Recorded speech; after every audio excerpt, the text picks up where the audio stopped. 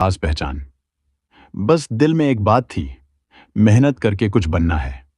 वह बरेली के भारतीय पशु अनुसंधान संस्थान में कॉन्ट्रैक्ट पर काम करता था।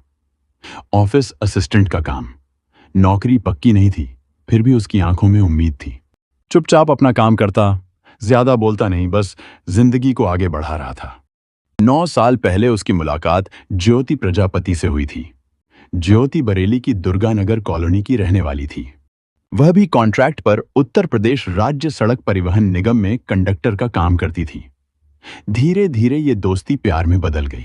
पूरे 9 साल तक दोनों का रिश्ता चला। इस दौरान उन्होंने अपने सपने एक दूसरे से बांटे, अच्छे बुरे हर वक्त में साथ दिया। लेकिन इस रिश्ते को परिवारों की मंजूरी नहीं मिल रही थी। वजह साफ नहीं थी, शायद जाति का फर्क या समाज का दबाव। जो भी था, दोनों के लिए साथ रहना आसान नहीं था। फिर भी जितेंद्र और ज्योति ने हार नहीं मानी। दोनों ने सालों तक इंतजार किया, एक दूसरे का साथ निभाया और आखिरकार अपने परिवारों को मना ही लिया। 25 नवंबर 2025 को दोनों ने शादी कर ली। शादी के बाद जितेंद्र अपनी पत्नी ज्योति को लेकर बरेली के इज्जत नगर थाना क्षेत्र की कैलाशपुरम कॉलोनी, जिसे गिरजा शंकर कॉलोनी भी कहा जाता है, वहां किराए के एक मकान में रहने लगा। शादी को अभी सिर्फ 2 महीने ही हुए थे। शुरुआत के दिन काफी अच्छे थे, दोनों खुश नजर आते थे।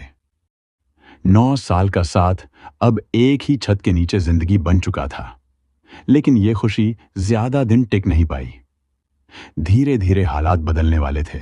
26 जनवरी 2026 की सुबह बरेली के इज्जत नगर थाना क्षेत्र की कैलाशपुरम कॉलोनी में जितेंद्र और ज्योति का छोटा सा किराए का मकान था। उस दिन सब कुछ सामान्य था, लेकिन अचानक घर की तरफ से तेज चीख पुकार सुनाई दी। आवाज सुनकर पड़ोसी दौड़कर पहुंचे।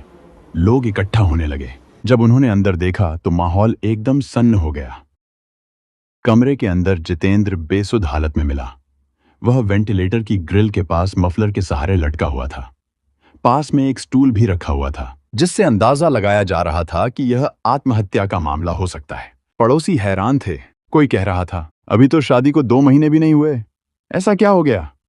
ज्योति वहीं खड़ी रो रही थी और बता रही थी कि उसके पति ने खुद ही यह कदम उठाया। उसके माँ बाप और भाई भी वहीं मौजूद थे। सभी सदमे में दिख रहे थे, जैसे किसी को यकीन ही न हो रहा हो कि यह सब अचानक कैसे हो गया। खबर जैसे ही जितेंद्र के भाई अजय कुमार यादव तक पहुंची, वह इटावा के भावपुरा गांव से तुरंत बरेली आ गया। वह कमरे में गया और भाई को उस हालत में देखा तो पूरी तरह टूट गया। उसे बहुत बड़ा सदमा लगा। शुरुआत में अजय को भी लगा कि शायद उसके भाई ने खुद ही यह कदम उठा लिया। ज्योति और उसके घरवाले भी यही कह रहे थे कि वह खुद परेशान था। पड़ोसियों ने भी यही बात सुनी और उसी पर भरोसा कर लिया। उस समय किसी को शक नहीं हुआ कि मामला कुछ और भी हो सकता है। इज्जत नगर पुलिस को खबर दी गई। पुलिस मौके पर पहुंची और हालात देखे। पहली नजर में सब कुछ आत्महत्या जैसा लग रहा था।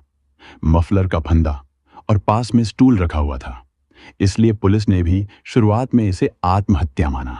अजय ने थाने में शिकायत लिखवाई। उसने कहा कि शादी के बाद से ही ज्योति जितेंद्र पर दबाव बना रही थी कि वह अपनी जमीन बेच दे और शहर में मकान और कार उसके नाम पर ले। अजय के अनुसार ऐसा न करने पर उसे और उसके परिवार को दहेज के केस में फंसाने की धमकी दी जाती थी। 9 साल के रिश्ते के बाद हुई शादी में सिर्फ 2 महीने के अंदर ही हालात बदल गए थे। अजय को अंदर ही अंदर लग रहा था कि उसके भाई के साथ कुछ ठीक नहीं हुआ। कुछ तो गड़बड़ जरूर है। लेकिन पुलिस ने मामला आत्महत्या के लिए उकसाने का दर्ज कर लिया और उसी एंगल से जांच शुरू हो गई। और सच तो यह था कि असली कहानी अभी शुरू ही हुई थी। जितेंद्र के शरीर को पोस्टमार्टम के लिए भेजा गया। 27 जनवरी 2026 को रिपोर्ट आई। जैसे ही पुलिस ने रिपोर्ट देखी, पूरा मामला बदल गया। पोस्टमार्टम रिपोर्ट में पता चला कि उसकी मौत फांसी से नहीं, बल्कि गला दबाने से हुई थी। गले पर दबाव के निशान थे। इससे साफ था कि किसी ने उसका गला दबाया था। बाद में उसे इस तरह रखा गया कि मामला आत्महत्या जैसा लगे। यहीं से केस पूरी तरह बदल गया। पुलिस ने तुरंत जांच तेज कर दी। कमरे की हालत देखी गई।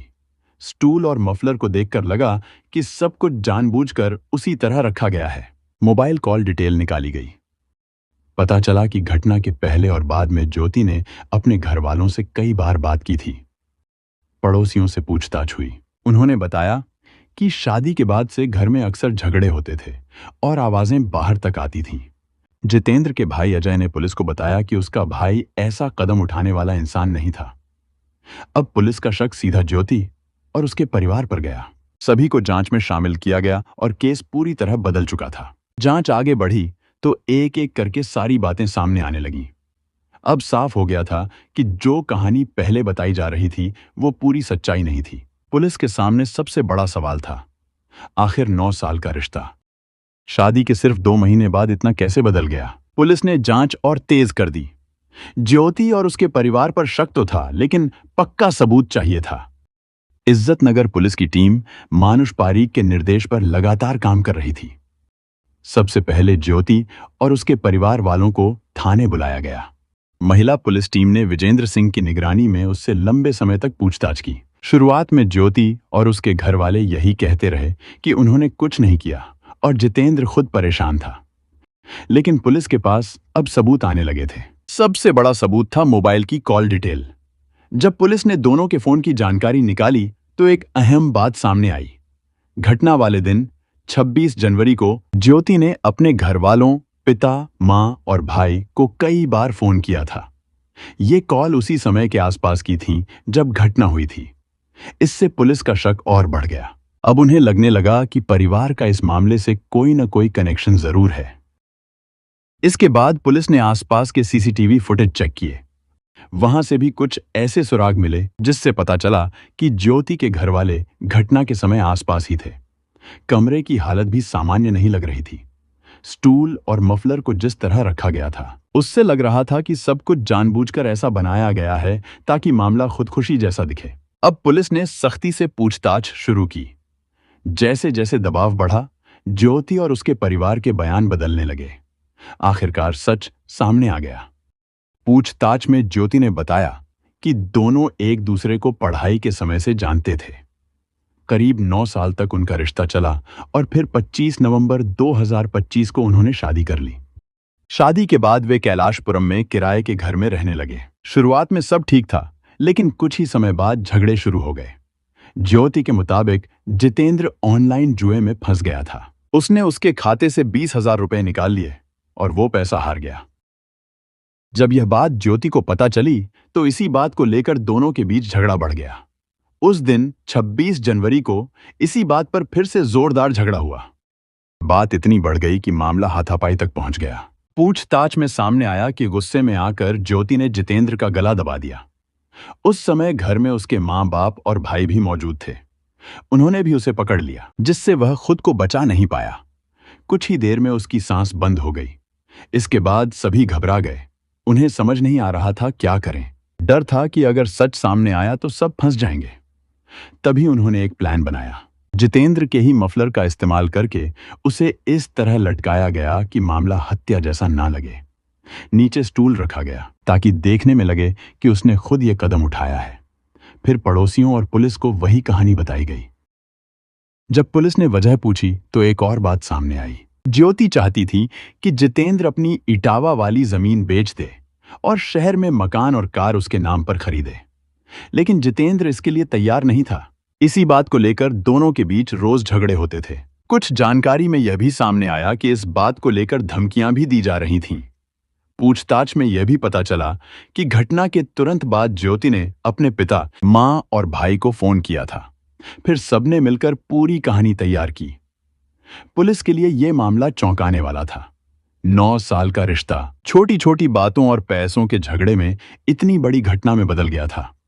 इसके बाद पुलिस ने तुरंत कार्रवाई की।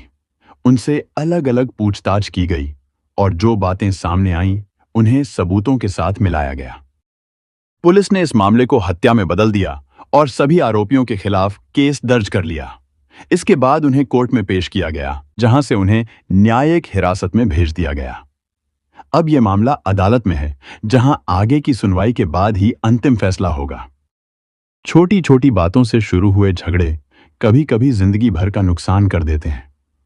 गुस्से में लिया गया फैसला हमेशा सबसे बड़ा पछतावा बन जाता है। अब दूसरी स्टोरी की तरफ चलते हैं। यह भी कम हैरान करने वाली नहीं है। मुरादाबाद के दिल्ली रोड पर स्थित बुद्धि विहार इलाके में नीलिमा एक किराए के घर में रह रही थी।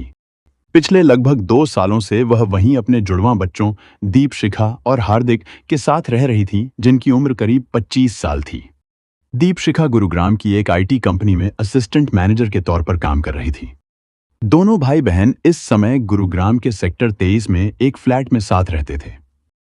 3 मार्च 2026 को दीपशिखा और हार्दिक कार से गुरुग्राम से मुरादाबाद आए थे। वो लोग होली मनाने अपनी मम्मी नीलिमा के पास बुद्धि विहार पहुंचे थे। नीलिमा दिल्ली रोड पर एक प्राइवेट बीमा कंपनी में असिस्टेंट मैनेजर की नौकरी करती थी। 4 मार्च को तीनों ने मिलकर होली खेली। घर में अच्छा माहौल था, सब खुश थे और सब कुछ ठीक चल रहा था। सब अपने अपने काम में लगे थे। लेकिन 6 मार्च 2026 को इसी परिवार में कुछ ऐसा हुआ जिसने पूरे शहर को हिलाकर रख दिया। उस दिन हार्दिक अचानक कार लेकर अपनी मां के ऑफिस पहुंचा।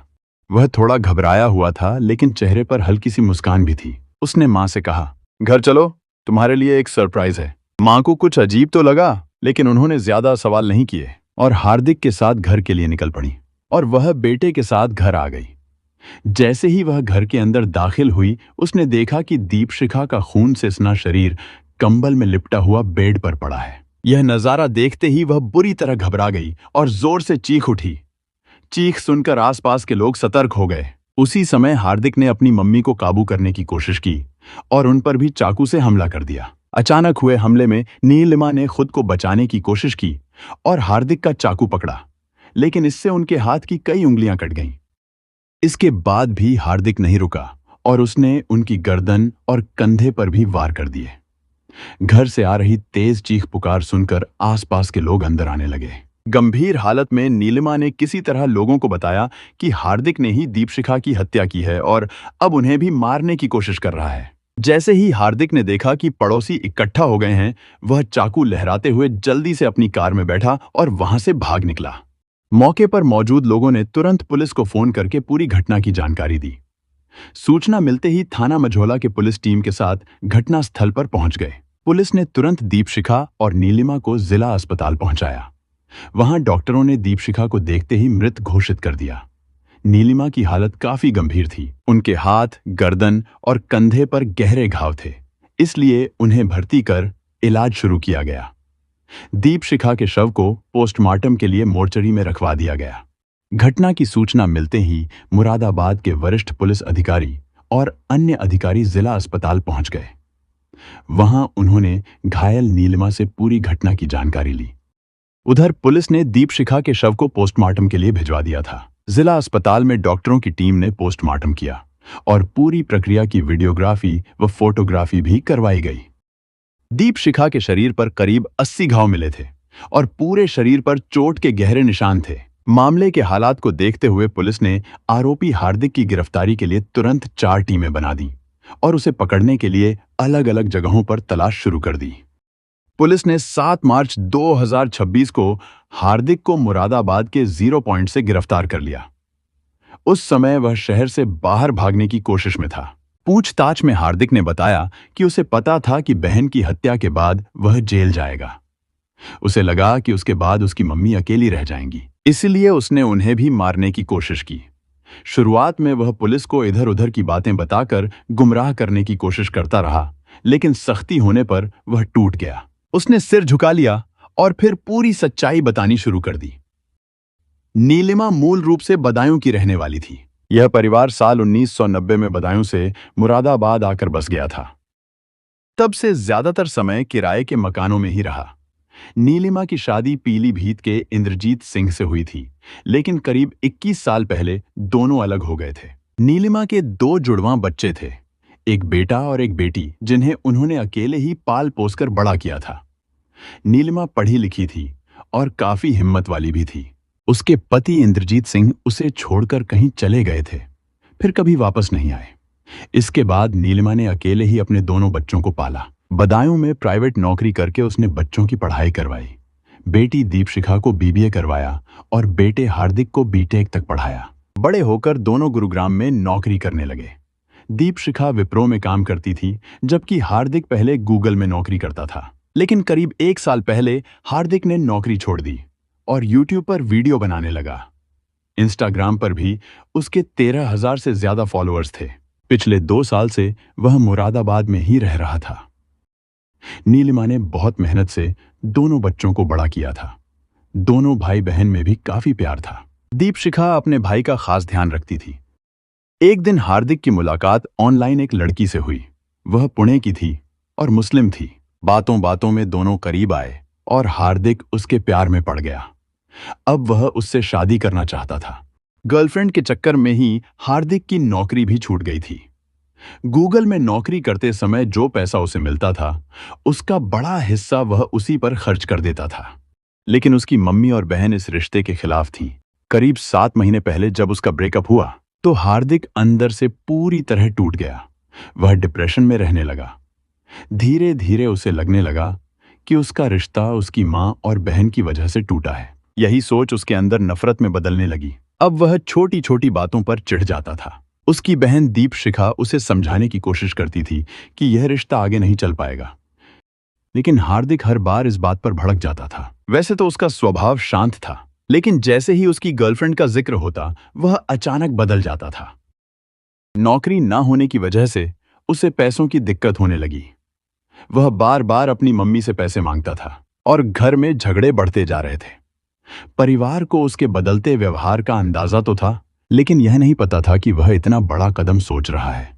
घटना से कुछ दिन पहले उसने एक वीडियो पोस्ट किया जिसमें वह अपनी मर्जी से जीने की बात कर रहा था। वह अपनी बहन दीपशिखा के साथ भी वीडियो बनाता था और कहता था कि बड़े होने के बाद बच्चों को अपनी जिंदगी के फैसले खुद लेने की आजादी मिलनी चाहिए। लेकिन अंदर ही अंदर हार्दिक की सोच खतरनाक होती जा रही थी। अपने प्यार के चक्कर में उसने अपनी ही मां और बहन को खत्म करने का प्लान बना लिया था। घटना से कुछ दिन पहले उसने बदायूं में जानने वालों से तमंचा लेने की कोशिश भी की, लेकिन किसी ने उसका साथ नहीं दिया। पहले वह गोली मारने की सोच रहा था, लेकिन जब हथियार नहीं मिला तो उसने चाकू से हमला करने का फैसला कर लिया। घटना से एक दिन पहले उसने अपनी मम्मी को दिल्ली के 3 वकीलों के फोन नंबर दिए थे और कहा था कि आगे इनकी जरूरत पड़ेगी।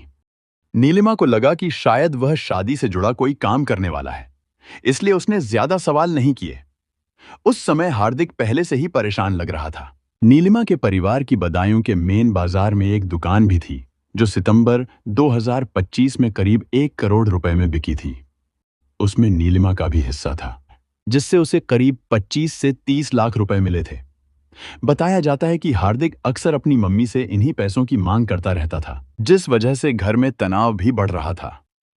नीलिमा बार बार हार्दिक को समझाती थी कि अब तुम बड़े हो गए हो, नौकरी भी कर चुके हो, फिर क्यों छोड़ दी। वो कहती थी कि अभी भी टाइम है, दोबारा जॉब कर ले या कहीं और काम ढूंढ ले। वो ये भी कहती थी कि जो पैसे उसके पास हैं उनसे वो अपना घर लेना चाहती है। कब तक किराए के घर में रहेंगे, आगे तुम दोनों की शादी भी करनी है।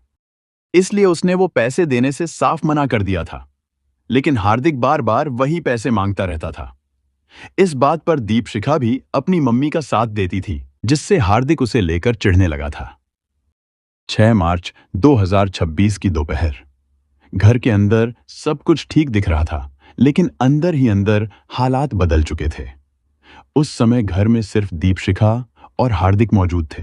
दोनों के बीच पहले भी कई बार बहस हो चुकी थी और उस दिन भी बात रिश्ते और करियर को लेकर शुरू हुई। दीपशिखा उसे समझा रही थी कि वह अपनी जिंदगी संभाले, नौकरी करे और आगे बढ़े, लेकिन हार्दिक को अब ये बातें चुभने लगी थीं। उसे लगने लगा था कि उसकी माँ और बहन ही उसकी जिंदगी को कंट्रोल कर रहे हैं और उसी वजह से उसका रिश्ता टूटा है। बात धीरे धीरे बहस में बदली और बहस गुस्से में बदल गई। इसी गुस्से में हार्दिक ने अचानक किचन से चाकू उठाया और अपनी ही बहन पर हमला कर दिया। दीपशिखा को संभलने का मौका तक नहीं मिला। वह खुद को बचाने की कोशिश करती रही, लेकिन हार्दिक लगातार उस पर वार करता रहा। कुछ ही मिनटों में वह बुरी तरह घायल होकर गिर गई, लेकिन हार्दिक का गुस्सा तब भी शांत नहीं हुआ और वह तब तक हमला करता रहा जब तक उसकी मौत नहीं हो गई। हार्दिक ने पूछताछ में उसने कबूल किया कि ब्रेकअप के बाद वह डिप्रेशन और गुस्से में रहने लगा था। उसे लगने लगा था कि उसके रिश्ते टूटने की वजह उसकी माँ और बहन है और इसी नफरत और गुस्से में उसने अपना कंट्रोल खो दिया। उसने बताया कि उसी गुस्से में उसने किचन से चाकू उठाया और अपनी बहन पर हमला कर दिया और बाद में अपनी माँ को भी मारने की कोशिश की। 7 मार्च 2026 को पोस्टमार्टम के बाद दीपशिखा का शव परिवार को दे दिया गया। उसका अंतिम संस्कार उसके मामा ने किया। नीलिमा के लिए सबसे बड़ा दुख यह रहा कि जिस बेटी को उसने 25 साल तक पाला, उसके आखिरी बार चेहरे को नहीं देख पाई, क्योंकि वो खुद अस्पताल में भर्ती थी। 9 मार्च को नीलिमा अस्पताल से घर लौट आई। उधर हार्दिक से पूछताछ के बाद पुलिस ने उसे कोर्ट में पेश किया और वहीं से उसे जेल भेज दिया गया। गिरफ्तारी के बाद जब हार्दिक जेल पहुंचा तो उसका व्यवहार बिल्कुल सामान्य नहीं था। वह रात भर ठीक से सो नहीं पाता और बैरक में इधर उधर टहलता रहता है। कभी चुपचाप बैठ जाता है तो कभी अपने आप से ही बातें करने लगता है। उसे देखकर साफ लगता है कि वह अंदर से काफी परेशान और बेचैन है, इसलिए जेल वाले भी उस पर नजर रख रहे हैं। सबसे चौंकाने वाली बात यह है कि अब वह बार बार अपनी मां के बारे में पूछता रहता है। उसे चिंता होती है कि अब उसकी मां का ख्याल कौन रखेगा। गिरफ्तारी के बाद उसने पुलिस से यह भी कहा था कि उसे जेल भेज दिया जाए, क्योंकि वह अपनी मां का सामना नहीं करना चाहता। जिस मां को मारने की उसने कोशिश की थी, अब उसी की याद उसे परेशान कर रही है। अगर घर में किसी का व्यवहार बदल रहा हो तो उसे नजरअंदाज मत करो। गुस्से में इंसान वो कर देता है जो उसे कभी नहीं करना चाहिए था। घर में झगड़े होना बड़ी बात नहीं है, लेकिन उन्हें समय पर सुलझाना बहुत जरूरी है। अगर उस समय किसी ने हालात को समझ लिया होता तो शायद आज ये कहानी कुछ और होती। बस आज के वीडियो में इतना ही। फिर मिलेंगे एक और सच्ची कहानी के साथ। तब तक अपना ख्याल रखना और अपने परिवार का भी।